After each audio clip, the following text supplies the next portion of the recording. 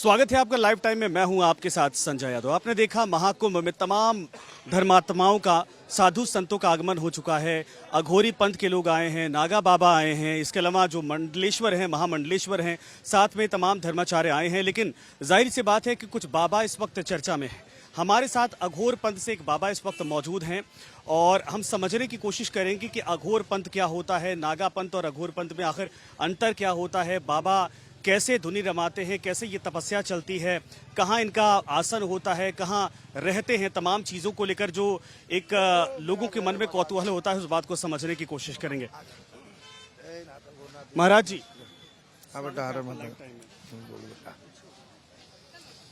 पूरी नगरी सजी हुई है और भगवान शिव की नगरी है, शिव की नगरी है सजी हुई और है। आप प्रयागराजा की नगरी है। राजा की नगरी है। तो मैं जानना चाहूंगा कि आप यहाँ पर स्थान ग्रहण किए हैं, तपस्या लगातार आपकी चल रही है। हाँ बाबा, हमको आए 4-5 दिन तो ये अपने गुरु का नाम का धुना मैंने जलाया है, महाशमशान का, और इलाहाबाद प्रयागराज में भी लाया है लकड़ी, और यही अपने गुरु के नाम का भजन करते हैं और यही सेवा में चल रहा है। और ऐसे तो मेरा जीवन समर्पित है काशी के शमशान में, राजा हरिचंद दरबार में, छत्र राजा हरिचंद के दरबार में 24 घंटा मैं वहीं पे धुना रमाता हूँ। वैसे तारापीठ, बंगाल, गुवाहाटी, हर जगह जाता हूँ। और पहली बार मैंने महाकुंभ में आया, संतों का दर्शन के लिए बहुत अच्छा मुझे दर्शन यहाँ मिला, और हनुमान जी के दरबार में बैठे हैं, भजन भी कर रहे हैं अपना, और अपना सेवा भी हो रहा गुरु के नाम पे। अच्छा, काशी में मैं भी कई बार गया तो बहुत और अघोरी बाबाओं से हमारी मुलाकात हुई। जीवन शैली जो होती है बहुत कठिन होती है, शमशान में जीवन बीतता है और जो सामान्य जीवन मानव का होता है उससे इतर होता है। ज़रा समझने की ये कोशिश करेंगे आपसे कि आखिर वो कैसी तपस्या होती है, कैसे आप लोग रहते हैं और कितना कठिन होता है वो जीवन। देखिए, तपस्या तो सारे तपस्या कठिन है, ऐसा नहीं कि तपस्या कठिन नहीं। तपस्या में लीन जब रहोगे तब ये हमारा जो है धुनी शमशान का है, हम इसमें रहते हैं, ये गुरु के नाम से भजन करते हैं। यही प्रसाद, महाप्रसाद काशी के भी शमशान में मैं सबको देता रहता हूँ गुरु के नाम से। ये चिता भस्म है महाशमशान का, भूत भावन सरकार का, बाबा विश्वनाथ का है ये। और मेरा जन्मभूमि काशी में ही है और तपोभूमि भी मेरा काशी में ही है। यहाँ प्रयागराजा के पास आए दर्शन, जितने संत भगवान का दर्शन हमको बैठे बैठे मिल जा रहा है, और घूमने की कोई जरूरत हमको नहीं है, क्योंकि भीड़ भी काफी यहाँ पे है। मैं 24 घंटा काशी में धुना जला के, ये बाबा विश्वनाथ की नगरी होली में रहता हूँ, होली मसाने में, और सब संत भगवान का मुझे दर्शन हो रहा है, रोज हो रहा है बैठे बैठे, कहीं नहीं जाना, क्योंकि सब यहीं तो जा रहे हैं। महाराज जी, एक सवाल होता है, हम सब भी जानना चाहते हैं, नई पीढ़ी भी जानना चाहती है, क्योंकि महाकुंभ सजा है तो अलग अलग रंग सनातन के देखे जा रहे हैं। एक ही रंग के सब रंग है, रंग बड़े निराले, रंग बड़े दीवाने। क्या? एक ही रंग के सब रंग है, रंग बड़े निराले, रंग बड़े दीवाने, सब एक ही रंग का सब रंग है। ये तो भगवान शिव की नगरी है। अच्छा, एक जो मैं सवाल है, परिवार है जो भी दिख रहा है। सवाल ये है कि नागा साधु हमने बहुत देखे, अघोर पंथ अलग होता है, लेकिन इन दोनों में अंतर अगर आप समझा पाए। ना, सबका मार्ग एक ही है, सत्य का ही पूजा करना है, गुरु का भजन करना है। सब साधु का मार्ग एक ही है, पंथ अलग अलग है, वो बात अलग है। कोई सन्यासी पंथ है, कोई अघोर पंथ है, कोई वो गुरु का चेला है, कोई वो गुरु का चेला है, मगर सबको तो सत्य गुरु का चेला बनना चाहिए। सत्यम शिवम सुंदरम, सत्य बराबर तप नहीं, झूठ बराबर पाप नहीं, और सत्य यही है जो मसान की भस्मी मेरा माल खजाना यहाँ है। मैं तो यही शमशान में रहता हूँ, सबको यही जाना है, यही जाना है। पहले तो नंबर लगाए, देखो ये जीवन कितना कठिन होता है। आप लोग जहाँ निवास करते हैं, खा रहे हैं, जो भी अघोरी बाबा 1-2 लोग आए हमारे महाकुंभ में, भी तपस्वी साधु हैं, जूनागढ़ की कहाँ थे ये, इनका दर्शन हमारा जो हुआ यहाँ पे माँ कामाख्या में भी तो बैठे हैं अपने स्थान पे। थोड़ा यहाँ दिक्कतें हो रही है, मगर फिर भी अपना को लेके मेंटेन कर रहे हैं कि भीड़ भी न लगी, प्रशासन को भी दिक्कत न हो, और भक्त भगवान को भी दिक्कत नहीं होना चाहिए।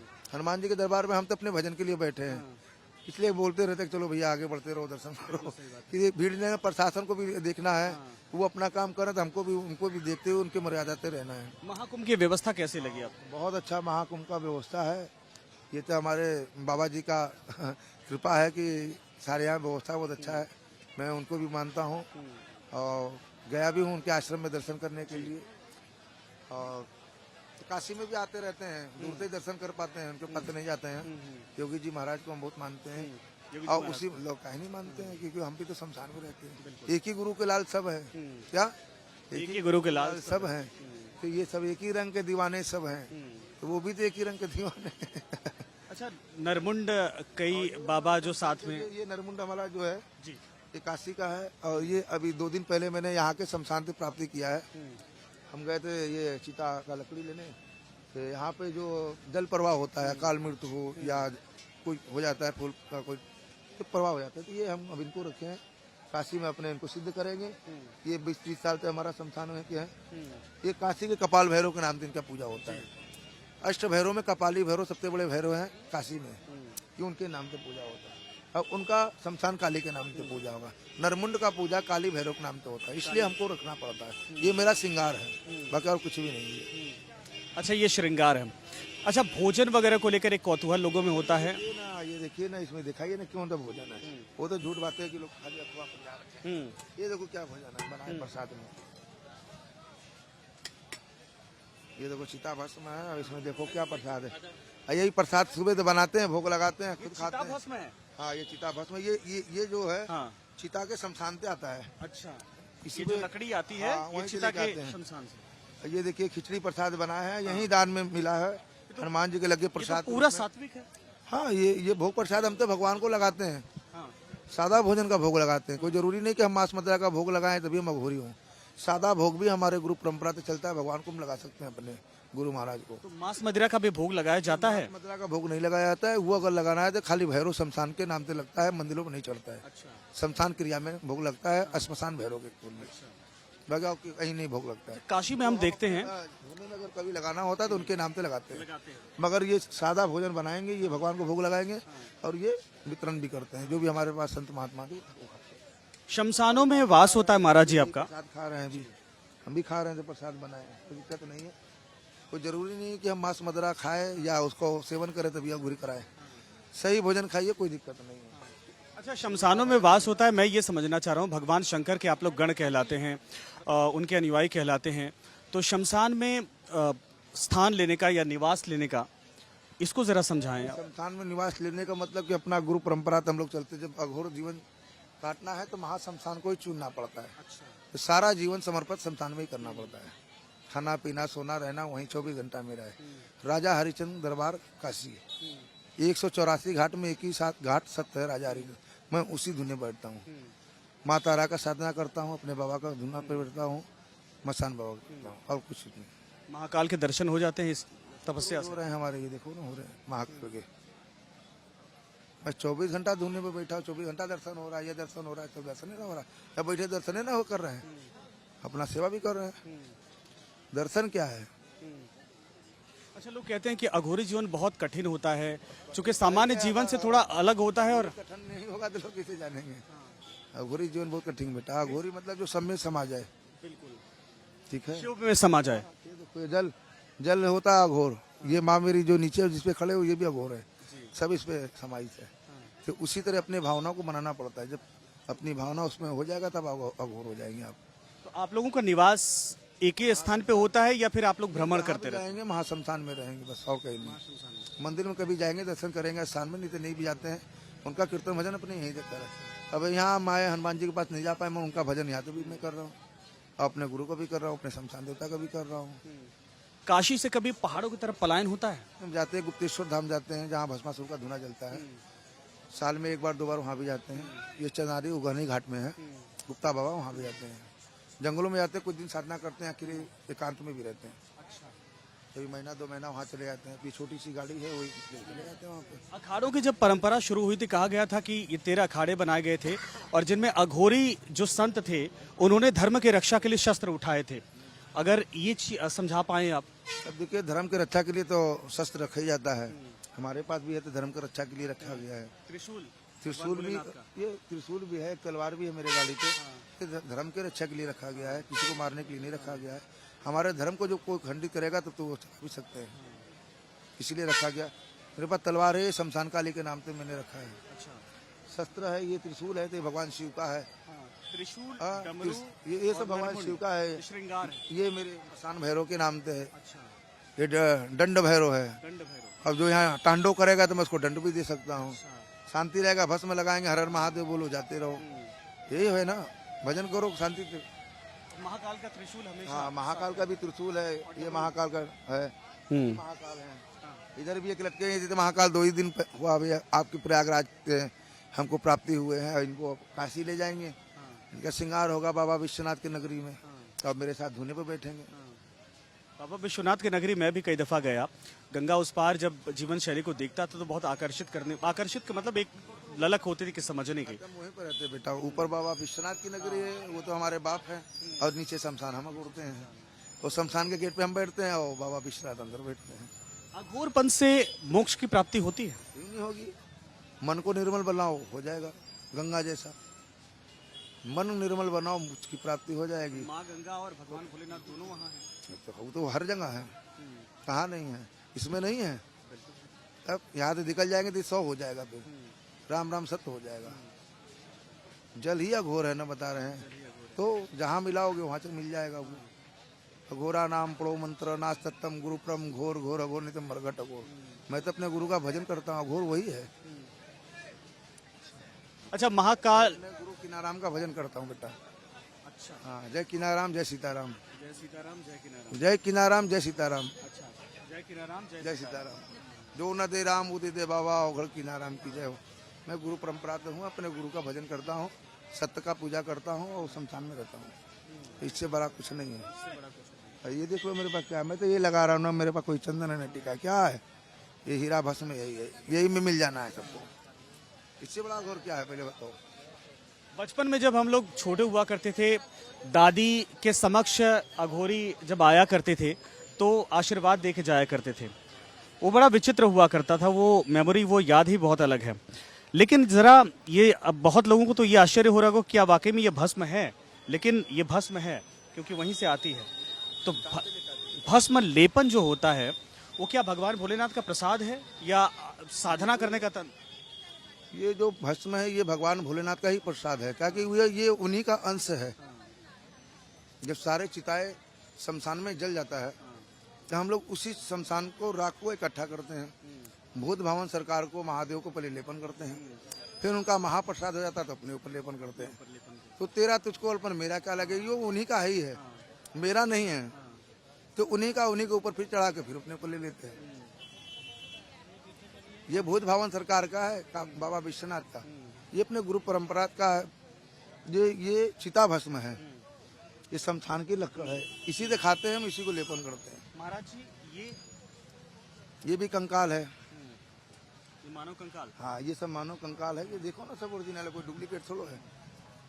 ये भी श्रृंगार में आता है। ये श्रृंगार में आता है हमारे मसान भैरव के नाम से। बाकी और कुछ भी नहीं है इसमें, न कोई डरवाने की चीज है न कुछ है इसमें। बस ये भैरव को ये समर्पित है। हाँ, सब समर्पित है। सब समर्पित। समर्पित ना होते तो यहाँ कहीं होते। मेरे बाप का फोटो देखो, मेरा थोड़ा है। ये भूत भवन सरकार का है। मसान होली में एक बार ये सारे मुंड को वहाँ समर्पित होता है।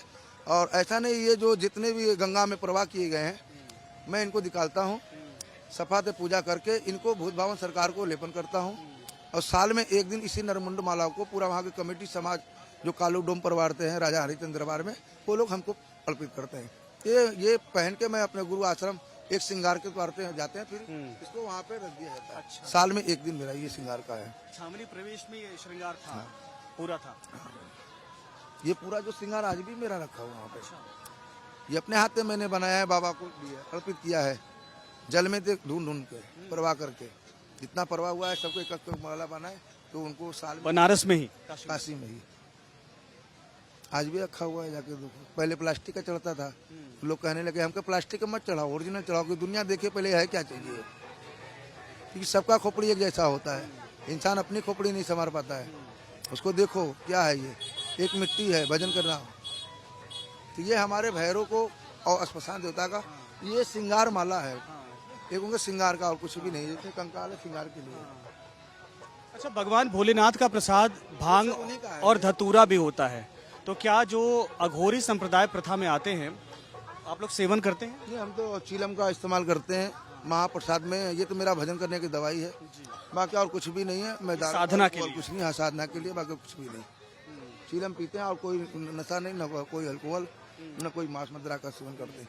वो करेंगे जब साल 6 महीना में हम चढ़ाएंगे, भोग देंगे तब। ये नहीं कि रोज है कि हमको खाना है, पीना है, लड़ाई करना है।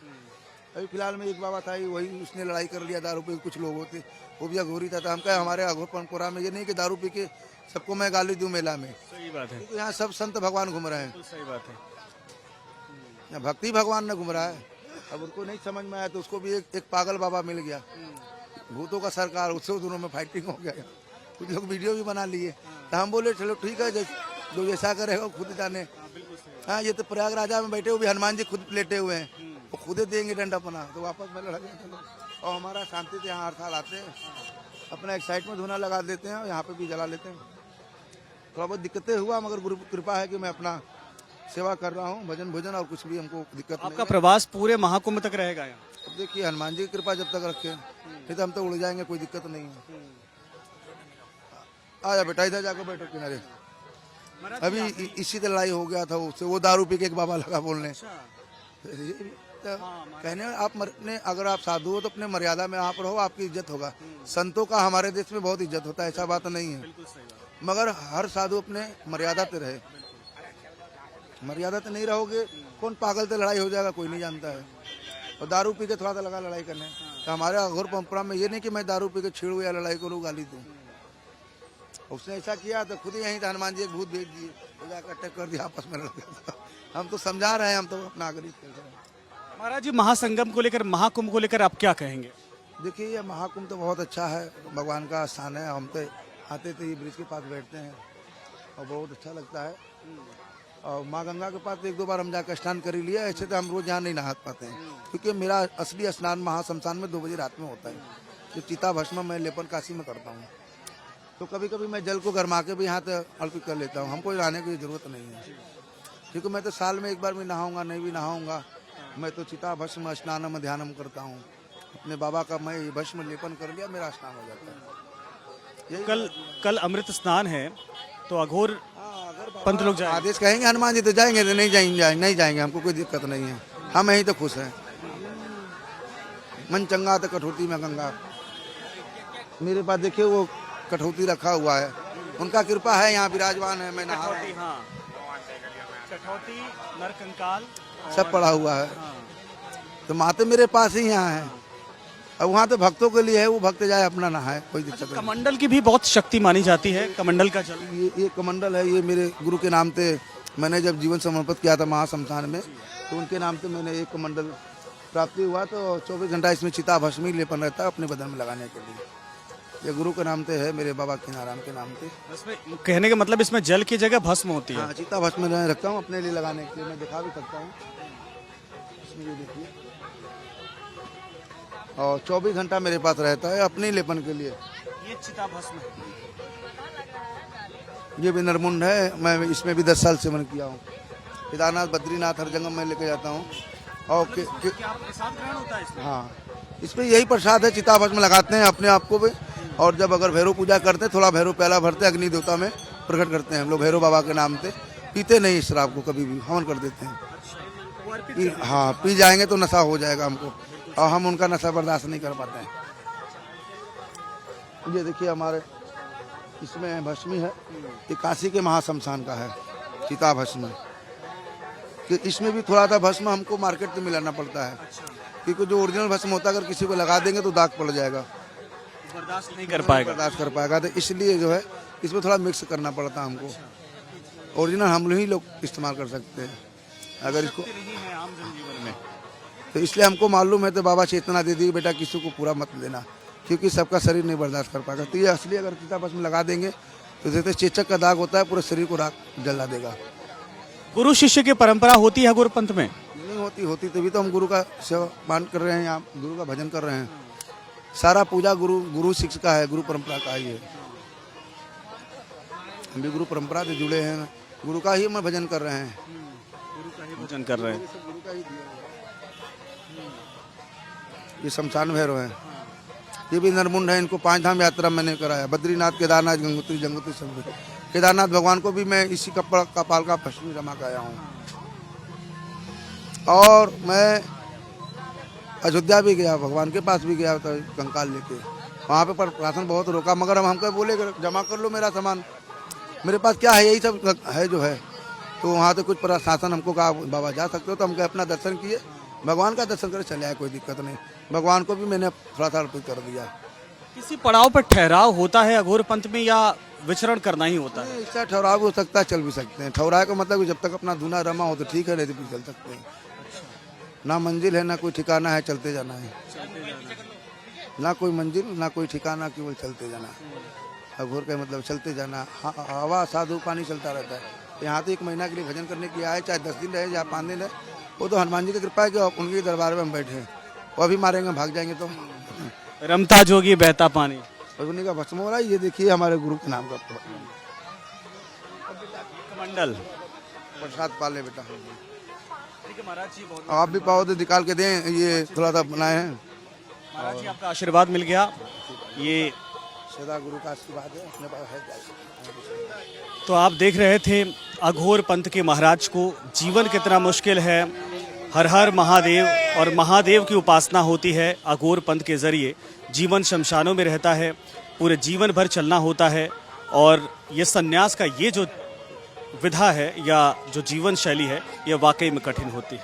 बने रहिए लाइफ टाइम के साथ।